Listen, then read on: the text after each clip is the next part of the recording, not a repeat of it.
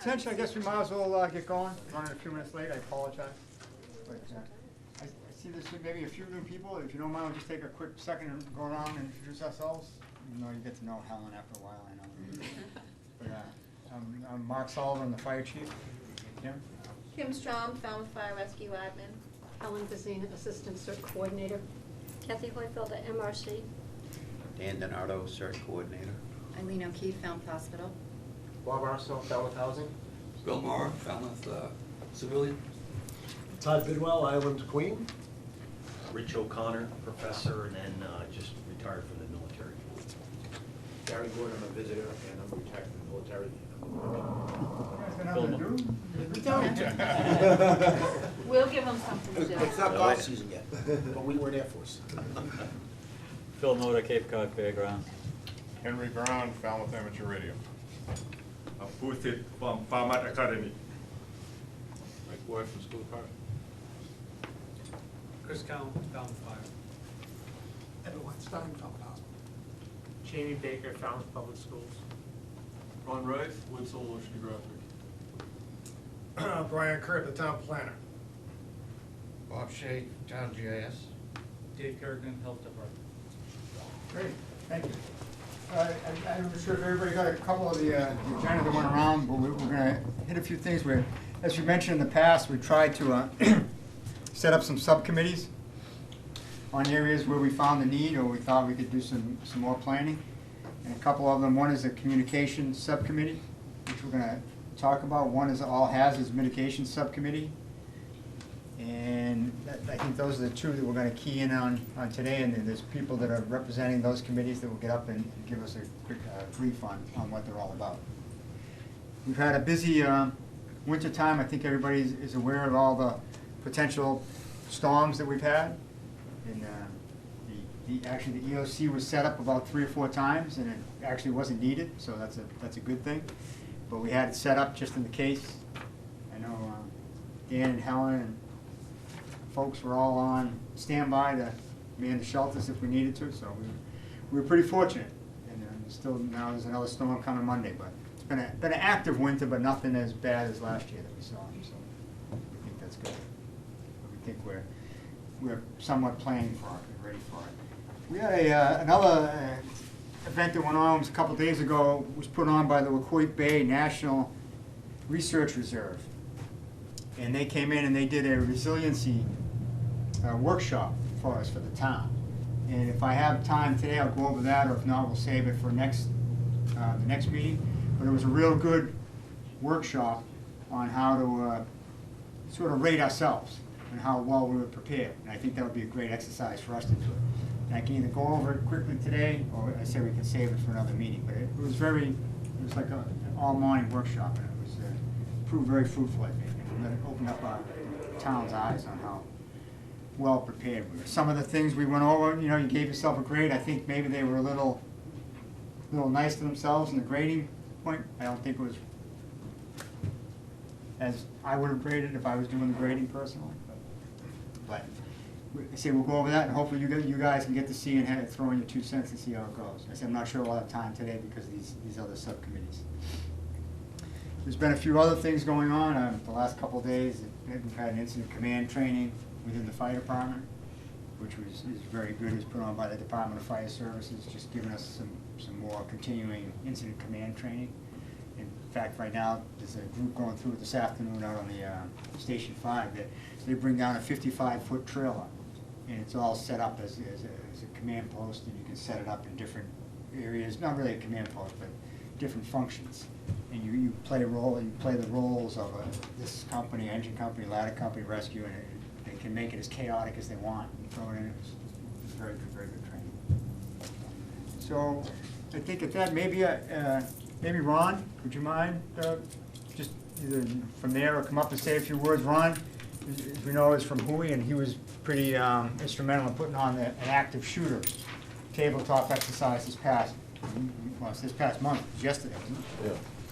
In regards for, we've been doing active shooter exercises with the schools for some years now. And it's turned out, unfortunately, in this day and age, it's turned out very just like having fire drills.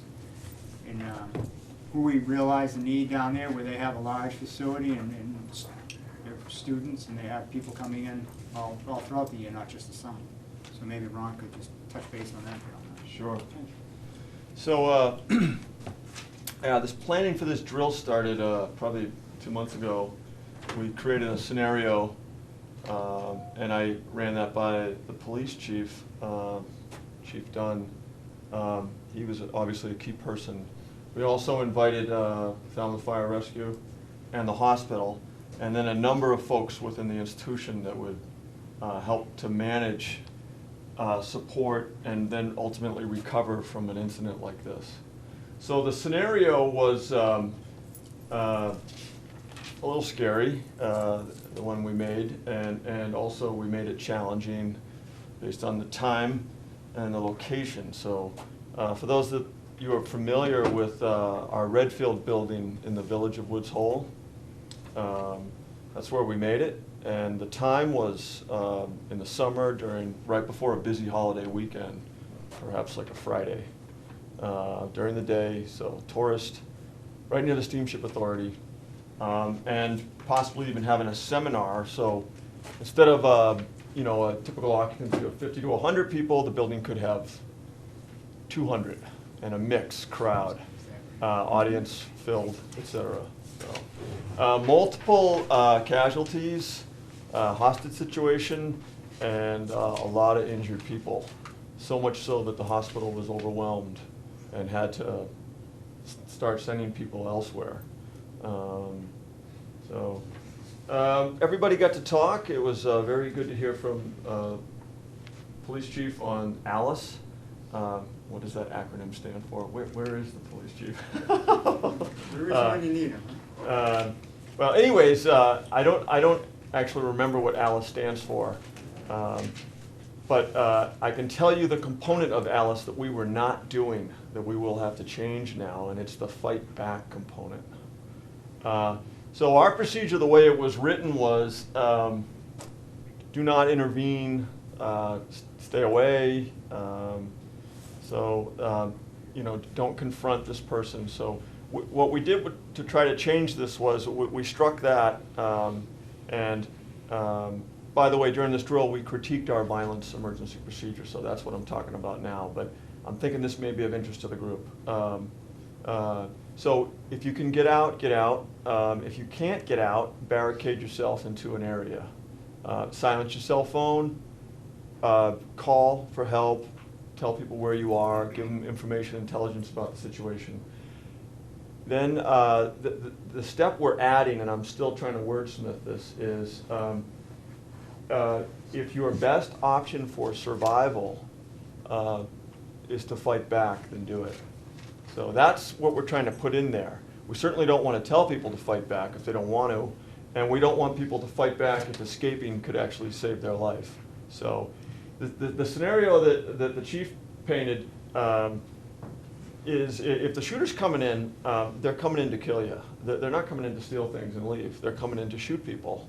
And if you're crouched down in fetal position, basically you're basically going to become a casualty.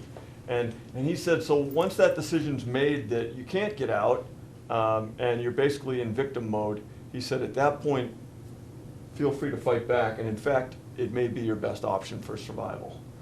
So he said there's going to be more on that later, so and this ALICE concept, and I think he's going to start to encourage workplaces to perhaps adopt that type of a system in your emergency procedures. So there's a lot of lessons learned for us, and a couple things that I don't quite know how they're going to fit. One of them is a lockdown procedure.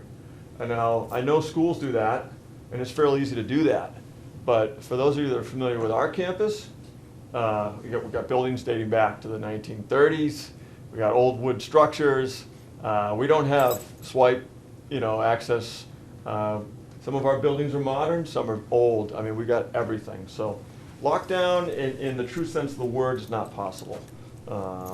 But shelter in place, perhaps. I mean, we're going to have to smooth this language down and get something that we can implement. We may also, and the chief Dunn encouraged us to have a drill with the police department, what he called a lockdown drill, But we would only do that after we implemented a procedure and tried to change that culture a little bit. We wouldn't just spring that on our folks, so. But it was very good, very useful, and actually we learned, obviously we understand incident command. That's gonna be a crime scene. Police own that, they own the town at that point, and they're gonna be shutting things down. They made it clear Woods Hole will be shut down, everything. But we also learned where we support them, how we support them, and there's actually multiple support areas. The incident command post is not where you're gonna actually have the medical post, he said. It'll probably be different locations, so, you know, it was good to hear all this. And then they said you need to set up a room where you're answering parents' questions, questions from spouses, where's my child, where's my student, where's my husband, where did you send them? It's just, you know, it's kind of horrendous to think about, and all the logistics and try to get through it, and you got people screaming and wanting information right now. We spoke about the press release and trying to unify our message with the police department, and we do have a public relations officer, so what they don't want is the institution sending out all kinds of messages that aren't consistent with the messages coming from the police department, obviously. Anyways, I could go on, but I'll stop. I don't know if there's any questions. I don't have a question, but I Googled Alice. It started in Texas Safety Training Program, and it means alert, lockdown, form, counter, evacuate. Yeah, the counter is the fight back. That was my takeaway. We had all the other components to some degree, but not the counter, so. Great, thanks. I mean, I think we hear about all the shootings in the schools, but I think you're hearing more and more about, you probably hear more shootings in workplaces, which you're kind of both, Ron, so you hit them both, you're lucky. Schools and work. We appreciate that, and that, I say, those drills have been ongoing with the police department, with the schools within the town. I'm not sure where the police are, if they're reaching out to more workplaces, where we have a few large work areas in town, like Bowie and MBL, so that could be coming down the pike. So it's good news to know that that's getting out there. I'm sure the initiative was you guys, though, Ron. We appreciate taking this stuff If seriously. anybody wants our scenario as a starting point before you approach the police chief, let me know. All right, great, thank you. The next committees we're going to try and, we want to formulate, and I think maybe Henry Brown and Phil Moda might want to come up and talk. We want to form a communications subcommittee. Sure.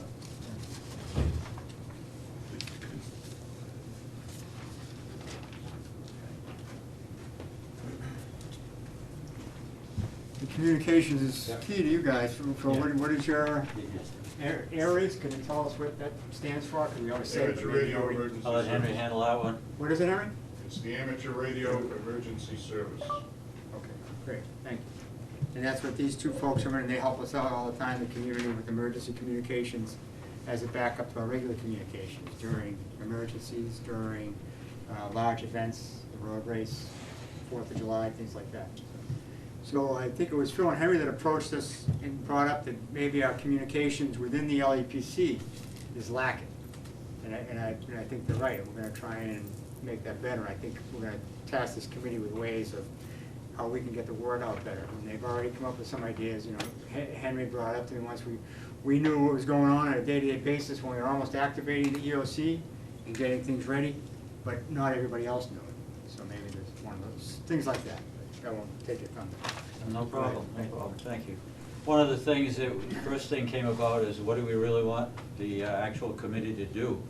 And I was trying to come up with a mission statement for the committee itself. And what I said was the mission of this communications subcommittee is to solicit ideas and coordinate ideas for emergency preparedness communications and improvements, and then make them to the LEPC. So the subcommittee would then report anything that had been given to the subcommittee would refer back to the LEPC. Why do we want to do that? Well, we all know pretty much that if you got wrong information, or if you've got no information which leads to wrong information, the end result is whatever you're trying to accomplish is probably going in the wrong direction. So that's the reason why we want to go ahead and make sure that people get out information when there may be information that's lacking. The thing to do in forming the committee, I figured, is that we need to get some of the professionals involved, get people who are key players involved, and invite those folks onto the committee that are gonna actually have to work with those functions. One of the areas that we're mostly concerned with is to get people, specialized people like the town IT person that would be involved, because he can certainly assist with all of the IT functions that might be involved at that time. The next key player that we see in here, well, who is going to screen the information and give out the information? Well, I'm not sure how that would go within your organizations, but the suggested method obviously is the public information officer. Suggesting that even the public information officer would actually chair this committee, because he has the biggest stake in getting information out. Also, before the activity, we have probably Chief Sullivan would be a key player in before we get involved with the public information. How do we go about attacking the problem from the beginning? Well, we don't need to reinvent the wheel. There's probably sources out there that we can go to that can provide us with information in the very beginning. I would say someone would go ahead and contact MEMA. I'm sure MEMA has plans and things in place that deal with communications, so there would be a very good source of information. The other one is we have local resources around. We've got the Mass Maritime Academy. They teach courses on emergency preparedness. I'm sure there's probably a section that's involved with communication. So we would try to get them involved. Then, of course, getting the people here in the room at some point in time and just dedicated a brainstorming session. And then from that information, all the good ideas that everybody here has would then go back and be culled through by the subcommittee, and then go ahead and be brought back to the, you know, in some sort of a logical manner for implementation. Hopefully we get a situation where we develop ideas, we assign tasks to people, they come back with the answers, and we either vote them or do them up or down, and we just don't have meetings for meeting's sake. I think that's the worst thing we could do. So that would be the key thing. Certainly the people in here, I think, the more that you can get involved with good ideas, because I think a lot of the answers lie right in with the people who are going to be participating in these events. They need to go ahead and come up with ideas and be part of this committee, or at least give the ideas to the subcommittee at that particular point in time. Looking at the communications, I saw from what Mark was saying and what we're dealing with public information officers, we've got two types of communications. We've got internal communications, which is all of you folks, and then you've got external communications you're going to deal with, which is general public. So a lot of what goes on is what goes on before the incident happens. The other one is during the incident and after the incident happened. So how do we deal with ideas? Some of the concepts that we'd be discussing at the committee, and then for possible implementation, the tools that are out there available to us are numerous today through the IT world. Internal communications could be email, text messaging, automatic phone dialing, which we all like, with robocalls and things like that. And this would give folks informed of potential stage of the event, keep them informed throughout the event. External communications would be all of those same tools, text messaging, automatic phone dialing, et cetera, except we'd add some more things in and bring some more partners in communications into the picture, okay? The external communication ideas are things like your radio, because of the fact that they always run, okay? TV only runs when you've got power and cable going to the TV. Your newspapers, that's a little delayed, okay? But we also have other public communication methods that are out there today. So what we would want to do is we wanted, in that aspect of it, we would have to come up with some sort of a town-wide on external communications, what we call a mass notification system. In the military, we use it all of the time. It's pretty structured and rigid, but that doesn't necessarily apply here in the outside world. You don't have all of those tools that we have out in the military to go ahead and accomplish these tasks. But it's a form of mass notification. It's as simple as dealing with things such as pre-recorded messages and activation tones and things of that nature. Something as simple as you have out in the West, where you have a horn that goes off, it's a tornado action, a tornado sound, and they know to go ahead and take cover at that point in time. So that's a very basic mass notification system. As you get further into it, you have capabilities of sending alert tones out, some sort of sounding devices that can be used. Here in the old days, we had fire whistles, and the fire whistles were a coded number, and it actually told you where you were supposed to go as a firefighter. So those types of tools out there are kind of key. I think one of the biggest things that I see with the public communication lacking in all of the methods is people forget about alerting. Alerting is the key thing. I mean, to tell somebody that they're going to go to a telephone, go to a closed circuit television program or tune to the radio or do something else like that, something has to key people to go ahead and do that. And it could be something as simple as a hello before we actually start going ahead and talking. Or the hammer on the head so the kid pays attention to what it is that you're doing. So you got to get their attention before you can go ahead and deliver the message. And that's where we see, again, we would have to take a look at what kind of resources are available and what kind of grants are out there. In other words, if we decide to go ahead and do any of these things in implementations, to go ahead and put a town-wide type of an alert signal out there, can we go ahead and get funding from some of the MEMA sources, FEMA sources, people like that? And I think going back to what I said before, going back to some of the resource people in the beginning, if it's their idea, then maybe we might end up with a better chance of getting some funding if it's their idea in the first place. So that's kind of what I wanted to do. And then again, once you've got the attention and you've got the people going to where you want to go, then we would want the public information officer to continue going on and providing updated information, and so that it's not old information, and how current you want it, and how he wants to, does he want to go ahead and restrict any kind of information because of public panic? In most cases, what I find is that when you start restricting information, you cause yourself new problems at that point. So again, this is something that would be dealt with, hopefully with guidance from some of the professionals. But that's kind of the overview of it, is the establishment of the committee and what it is they're supposed to do, and getting you folks to participate in making decisions after the committee would go ahead and bring the information back. That's all I have. All right, great. Do you think there's a number of people we would look for? Yeah, I think key players we're looking for, I think that are professionals and people who are participating in it. Like I said, I think the public information officer is probably one of the key players, and that would be, again, I don't know the structure, how it would be. Obviously, we see on, the town manager usually as the key person providing information. Right now, it stands that the town manager is the PIO, and I'm not sure I like that idea, sorry. Manager Suso, but he's busy. He's busy. I mean, I think he'll have the final okay to pencil something to say, hey, yeah, that's a good idea, because a lot of the stuff he's putting out is going out to everybody, going through the selectmen and all that. But I mean, for a PIO in this pond, I think we need someone that's going to have more availability, some time to put in. So maybe it could be. I know Peter McConaughey, who's usually involved with us, has been to a couple of courses on that. And I don't know if we could free him up time to get involved in that, as maybe assistant PIO or something. I know the manager would probably still want the final okay before something goes out, or at least to put his eyes on it, which is okay. Yeah. Hey, just make a comment. I think it's an excellent idea. I believe everybody knows that one of the most common factors that came out of 9/11 was communications.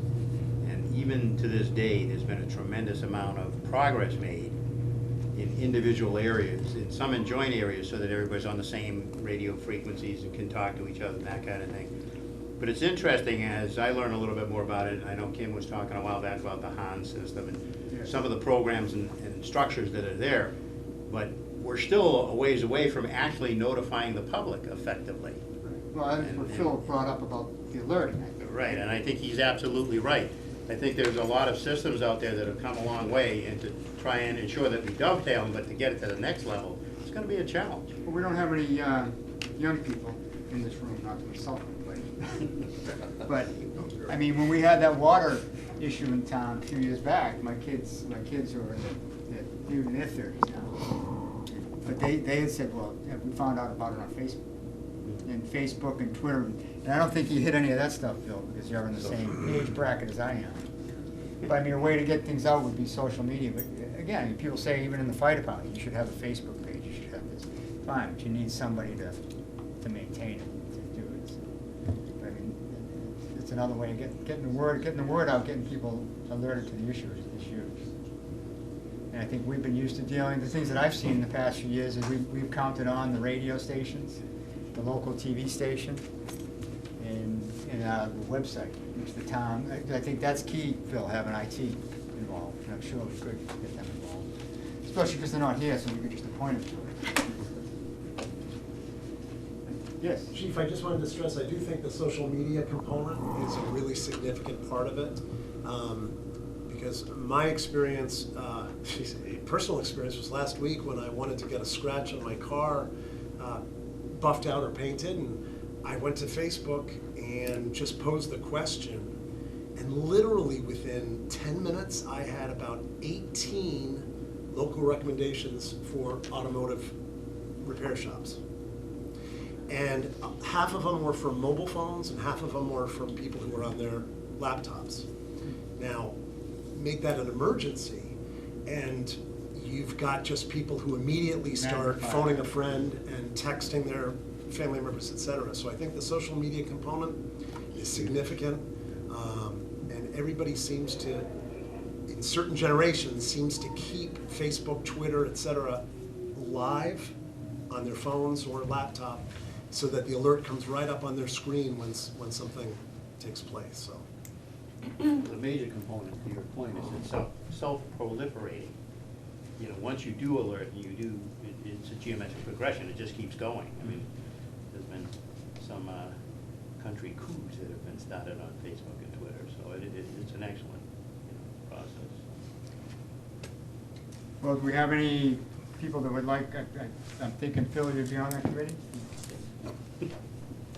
Henry? Henry? The, I didn't, was that a yes?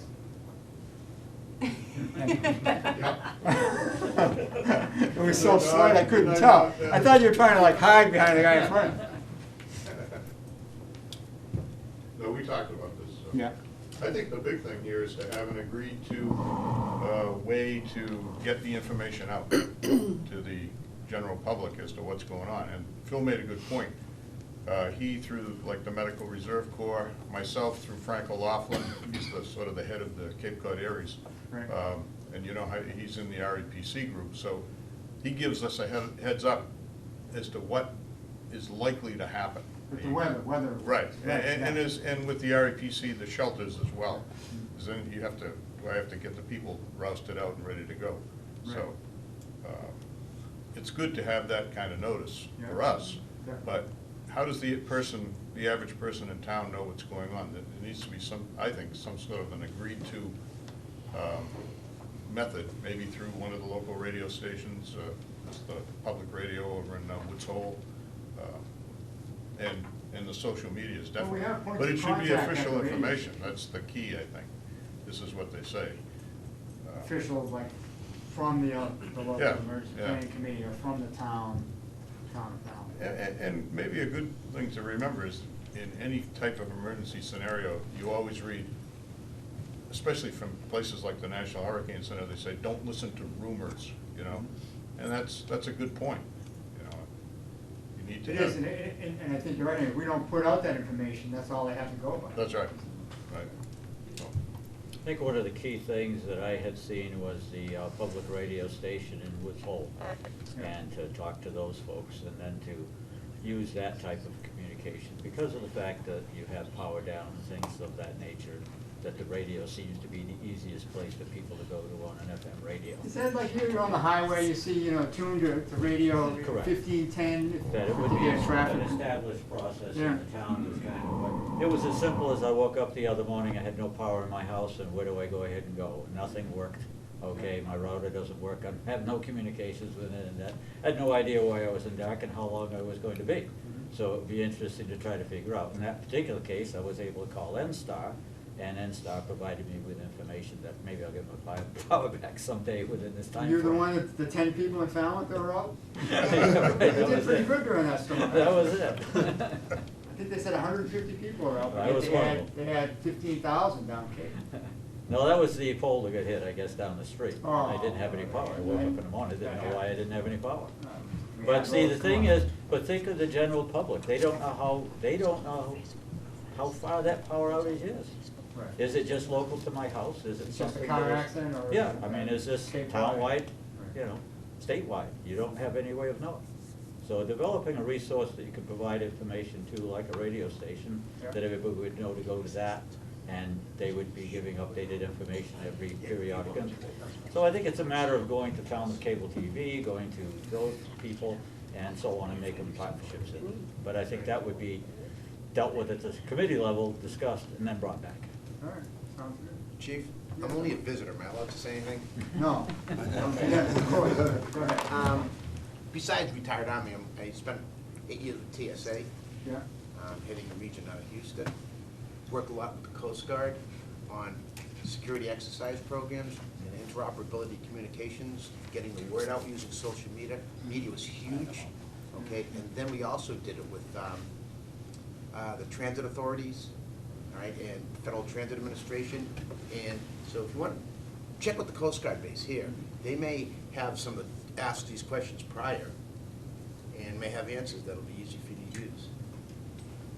but yet they might have money because now they're under Right, there's- Department of yeah. Homeland Security instead of. Yeah, because DOT. they have money you can tap into too. They've been very TSA helpful. does. Sometimes we have a representative here, and they've been very helpful. Coast Guard. Yeah, with us, Yeah. as TSA they set up a does. Pleasant Bay task force for us, they've done some local in-house boat training, they've been very. They're a wealth of very information. cooperative. And they've been there, done this for, talking about the T-shirt on interoperability communications, getting information out and how to deal with this. So, seeing you're retired, you might have a little time with you, you might wanna consider joining the Well, if you end up In showing all up. seriousness, I mean, someone with your background and. Yeah, but and I don't live in Falmouth. Doesn't matter. Okay. We'll take the help from wherever it comes from. You don't mind driving. Yeah, Because the Coast Guard, they're spectacular. yeah, no, he's right, we've had. They're the only non-black eyed representatives here. DHS group. Yeah. But one of the things, as a point of reference, if you will, is to have you here, is what this is all about, basically. You know, it's not only for the, you know, town organizations in the town itself, but there are people, and there are a number of people who come who are in fact, just as myself, I'm just a citizen, I'm a volunteer position. But that's why anybody such as yourself that brings those kind of, you know, talents and backgrounds is certainly worth, you know, being involved in this stuff. And then usually the PIO? PFO for an incident is quite often the Coast Guard. Yeah. Coast Guard Admiral usually comes in. He was there for Hurricane Katrina, Rita, and Ike, where I played. Sign him up. The retired, yeah, I remember. All right. Well, is there any other talk on the communicate? I think that's a great subcommittee to have. And if nobody's shy about raising their hands about getting on it now, feel free to give me a call. Or Phil or Henry, or Kim, or an email. Don't tweet me or Facebook. Tweet me.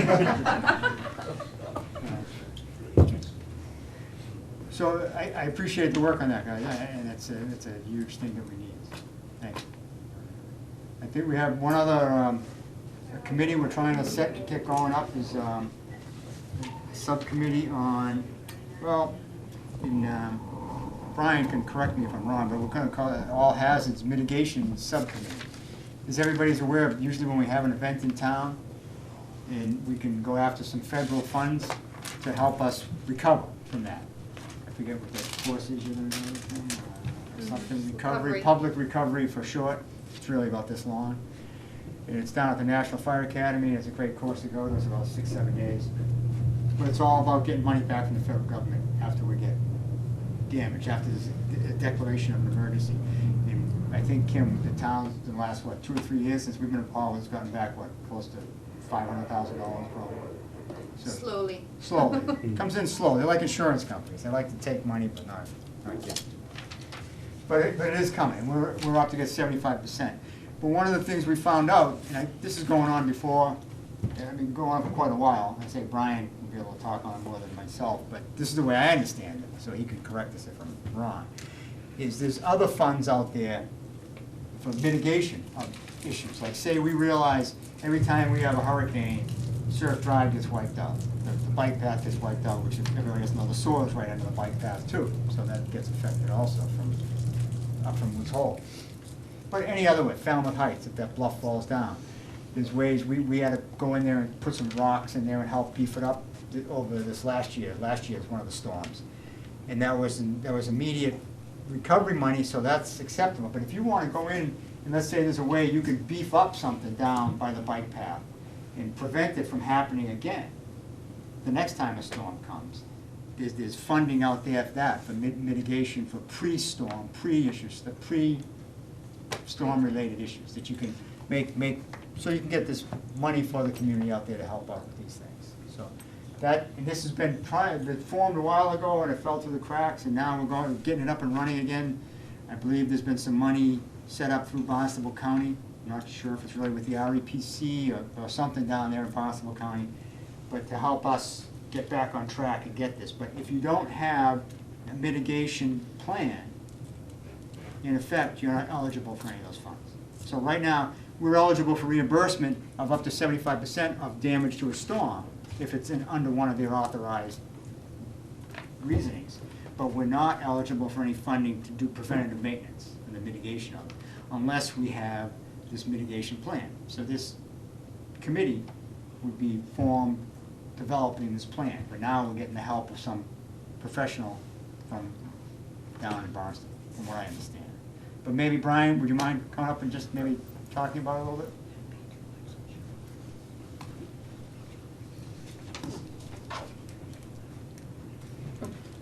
So now I was going to say, everything the chief said is absolutely wrong. Disregard everything you just heard? Yeah, there you go. That was just my interpretation. It's okay, you did a fine job. So the chief's right, it's what's known as pre-disaster mitigation funds. I don't know if anyone has ever worked with FEMA or MEMA on this program before, but it's essentially federal dollars administered by the state. So FEMA sends it to MEMA, and it's to do things before the disaster strikes. So let's say, for sake of argument, we wanted to reinforce some road or reinforce some public facility. It's been identified as a high repetitive loss site. If it's in the plan, you can apply it. It goes up the chain of command. They say, okay, you can get those things done. So Chief Broder and I and the DNR started this process some time ago. They hired a young intern through MEMA. Other things intervened. It's supposed to be updated every 5 years. In this instance, we have a $12,000 grant MEMA gave to the Cape Cod Commission, and they have hired a person, Barnstable County's planning arm. And they'll have a person who will facilitate and actually write the plan for us. And Chief and I met with the town manager, and I thought it would be a fine idea, and I think everyone would agree that there should be a representation from this group. If not the working group, but certainly someone who represents police, fire, DPW, emergency communications and whatnot, to help this person act as a resource for this Cape Cod Commission staffer to get this plan done between now and July. Then it goes up to the state for review, then it's shipped off to Washington, to federal FEMA in Boston, and finally down to Washington for approval. That's good for 5 years. It's very common. We do the same thing for open space bond bill, transportation bond bill. You have to have a 5-year action plan. You'll see these intersections are being rebuilt here in town. That's with regional money, according to a plan. Believe it or not, sometimes these things work.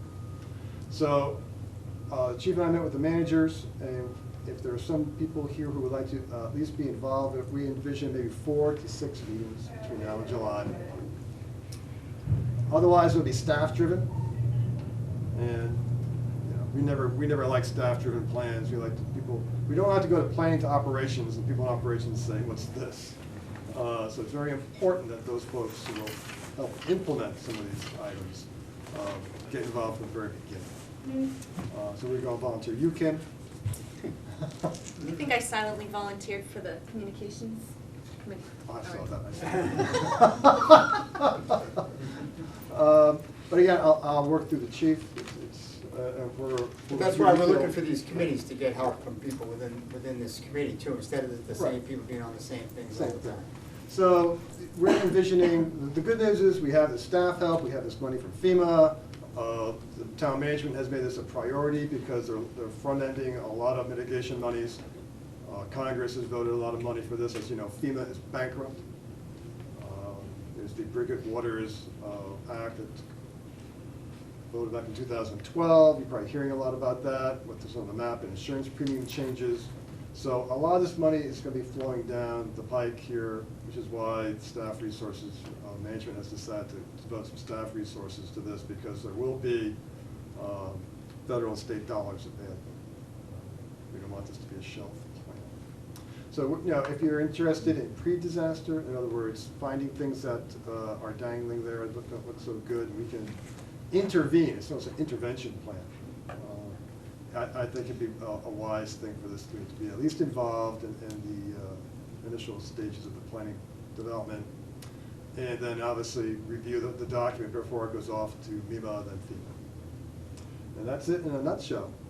If you're interested now, contact the chief, and we hope to have a kickoff meeting. The bad news is that the staff person at the Cape Cod Commission who was going to head this up has left to go work for Cambridge. So they're going to find another person here on the PDQ, because the contract with MEMA says it has to be done by July 1st or June 3rd. So Chief, Well, I don't know if anybody has any questions, but I have a question. Is this plan, is this similar to like the Falmouth local emergency plan? It's like 8,000 pages? Or what does this plan entail? Well, the plan takes a look at all natural disaster planning, hurricanes, storms, man-made disasters, Natural, man-made. And what we try to, what this plan tries to do is to look at some historical data. What has worked, what hasn't worked, what's out there, what do you know as potential issues today? We know some of the potential mitigation issues out there today are the bike path gets washed out every winter and exposes the force main that goes, we talked about this with the webinar yesterday, it goes, nobody in Woodsall can flush it. Low-hanging fruit, we know it's an issue, we have to do something about it. What would happen if the bridge, this bridge goes up? What would have to happen to get people from point A to point B? Nothing will happen, they'll shelter in place. What can we do to mitigate that? So it's really identification of things that we already know are issues, and how would we go about solving them before the Category 2 storm comes in, and you're telling folks, we can't get to you, hunker down, take it easy. We'll get to you when the thing comes through. That's a very simplistic, you know, obviously we have all sorts of federal forms that we have to fill out and do. Our friends in the federal government are good at that, so are we, I suppose.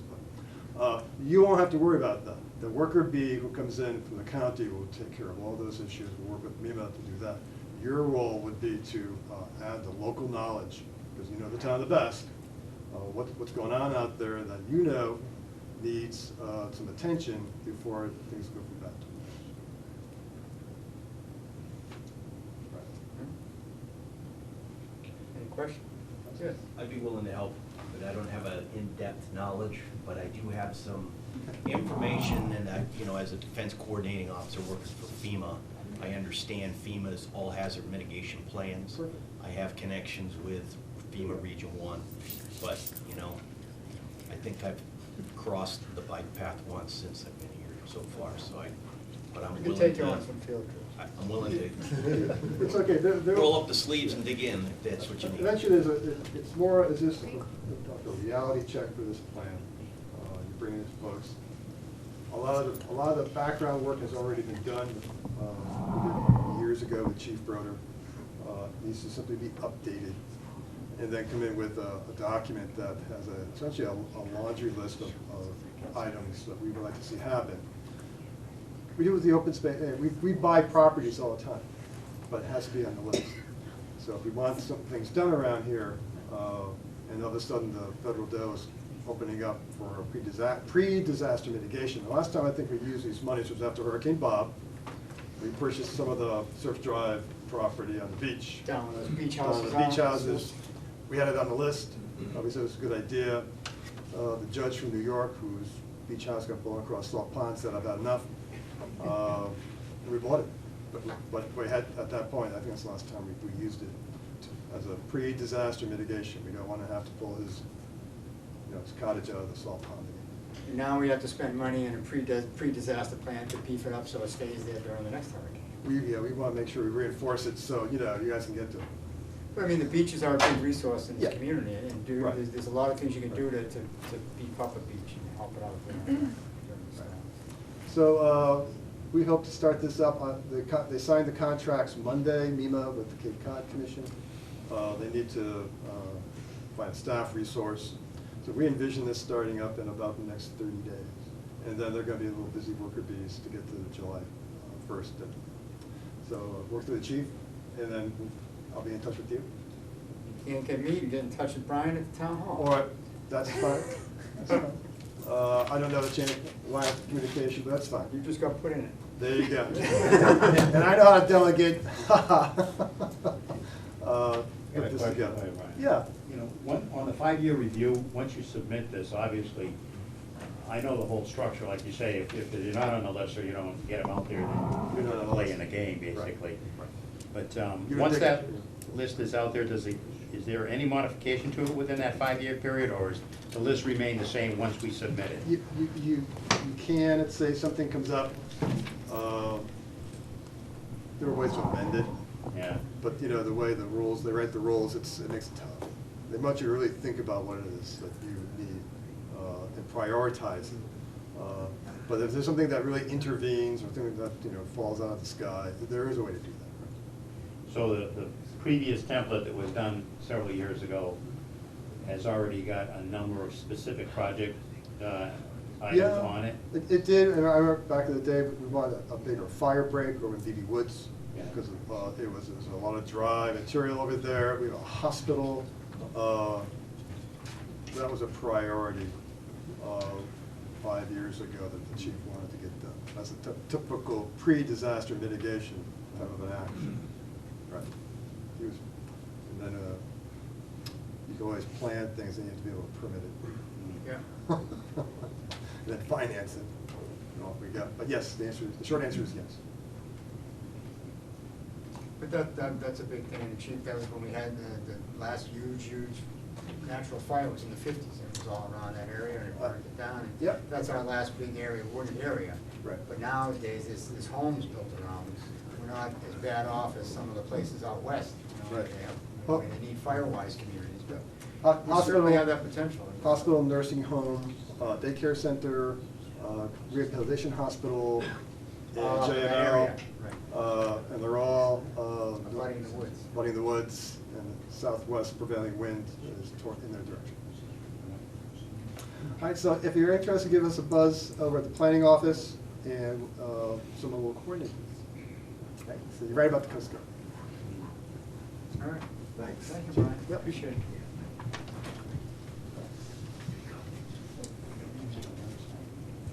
And do we have anybody else that would like to bring up anything from other community, MRC, how things going? Yeah, fine. You guys like put on kind of call? I know you and I communicated. You were ready for the things for the.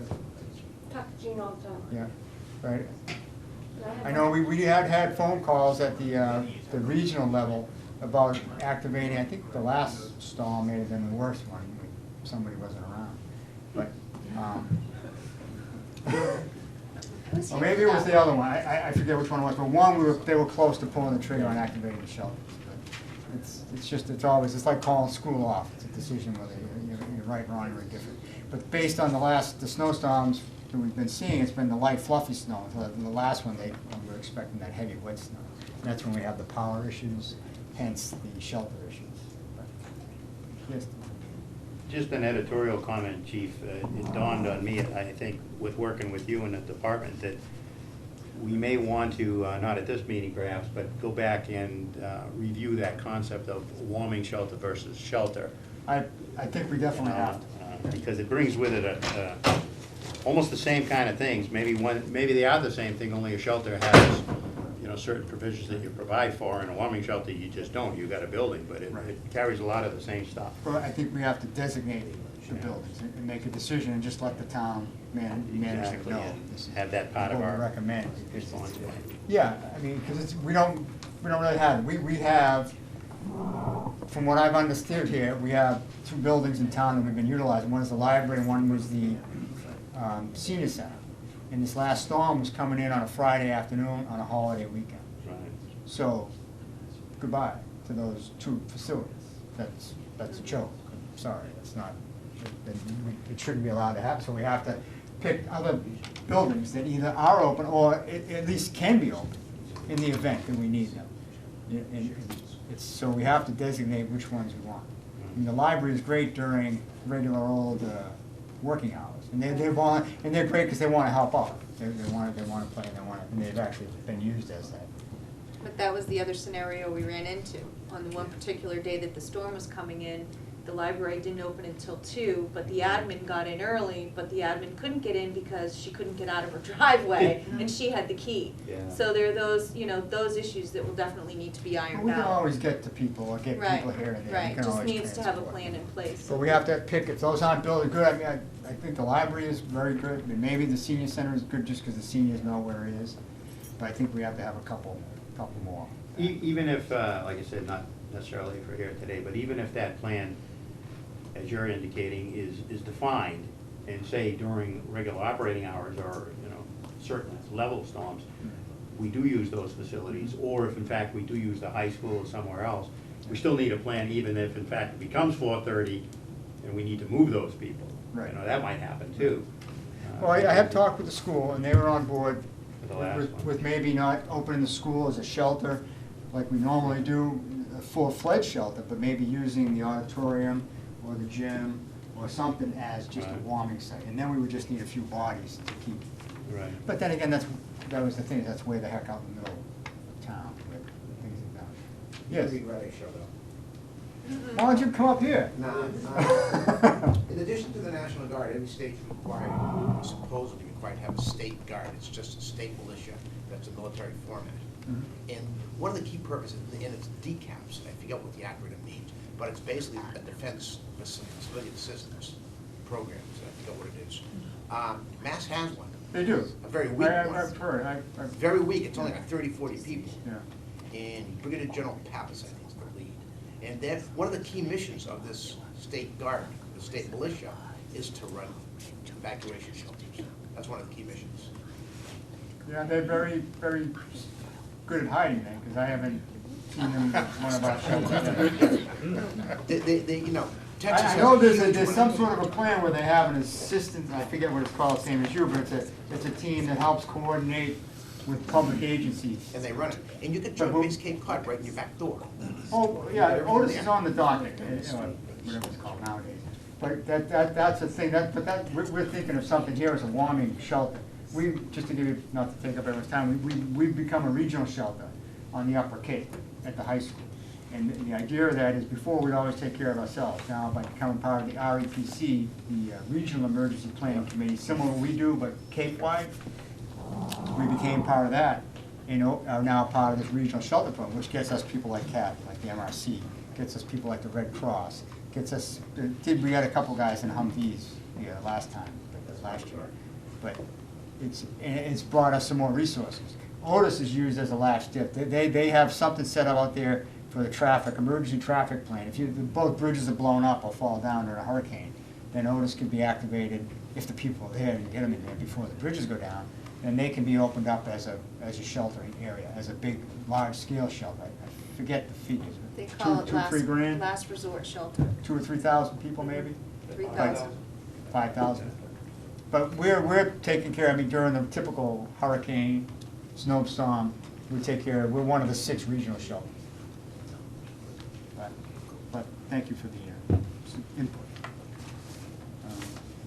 So, yeah, at some point, maybe we'd have to do some, I know they're probably gonna wanna have maybe over the summertime, another shelter exercise or something like that. Just as an update, we are actually doing, for CERT anyway, the 2 things that are coming up for us is I guess on the 13th, we're targeting, with the help of your department and whatnot, we're actually gonna recertify everybody in CPR CPR? and Oh, good. EMD and first responder. So that's, you know, the first step to keep everybody active and getting Good. into it. But we'll be looking at probably getting back up to the high school and going through the shelter procedures Yeah, ourselves ahead of yeah, time might and be a go good through the idea. Connex and. I know I got an email from the dog, Yeah. the animal. From, They wanted to. Bali. Yeah. Well, also Barnstable County has now got a new emergency manager, right? They took Crystal Lapine's place. Oh, the CERT? Yeah. The regional CERT team? And it's just been, I apologize, I can't remember his name at this point, but, you know, I think what we're gonna try and do is, along with keeping our team current, to try and reactivate some of that stuff. I mean, the gentleman's correct about what resources, but as we all know, it's like the DEFCON level, you have to get yourself up to a certain spot where you can get certain support from the state and otherwise, but where I think we struggle the most is at the very beginning phases and then the transition from local to regional. Right. You know, Well, so yeah. that it, you know, you can already be knee deep in the mud by the time that happens. Yeah. Well, and that's what they've learned, as you know, from last year. They've said they're not gonna, that's not gonna happen again. And that's where we're on these conference calls 2 days out, trying to decide. They're gonna pull the trigger 24 hours in advance and not do that. And they're gonna open up all 6 regional shelters if it comes to that. Good luck. I mean, we had a hard time staffing 3 last year, so let's see if they can do 6.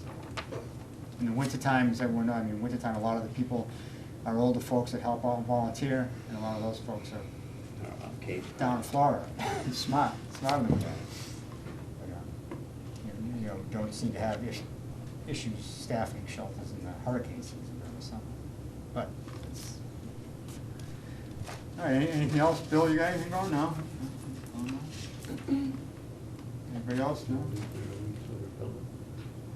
One of the things that I put down here under the winter storm vulnerabilities is about preparing the community, and I know that we had the Community Preparedness Day, and that was great.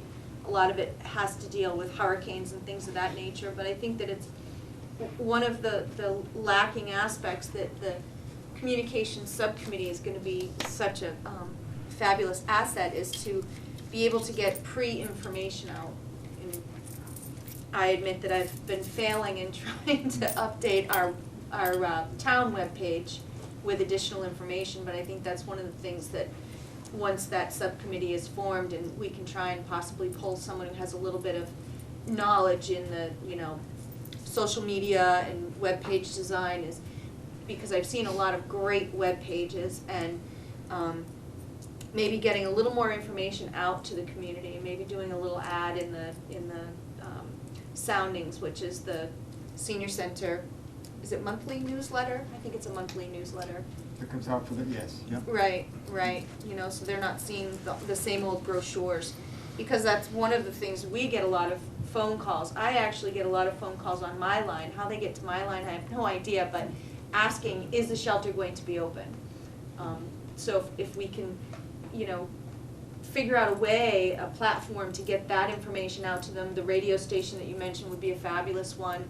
We have a great working relationship with FCTV. You know, once we get a PIO established to say that this is our decision at this point, there will be an update in 4 hours. And we fell short of that one of the last storms that we had. It was the same. We did finally get something on the website with some information as to, you know, we want you to stay off the roads, but it sat there and it was the only information that got out. And I think that continued updating is totally key. Yep, I agree. All right, hey, for next month, we'll send out an email where Kim sends out to let you know about the agenda. We'll try and send out an attachment if things work out right, instead of going over it today because we're running a little short on time. But this workshop we were at yesterday, and it'll look like this. You'll see it in the email and the attachment. It'll be about 7 pages. But it's a way of rating ourselves, and you don't even have to do it. I mean, if you want, you can do it for homework. But we'll just go over that next month. And I'd like to take the time to kind of get everybody's input here that's kind of involved with emergency planning and see what we think. As I said, I think we were kind of over. Gracious. Yeah, we were too nice to ourselves. I think I'd like to get some people that aren't under the pressure of sitting with the town manager, this person and that person. Just some more realistic or practical things, and to see how prepared we think we are. And it was a pretty good little exercise. It was very put on by these folks at the Wacoit Bay estuary, where I couldn't say. So, if nobody has anything else, I appreciate everybody's time and forward to seeing you next month. Thank you.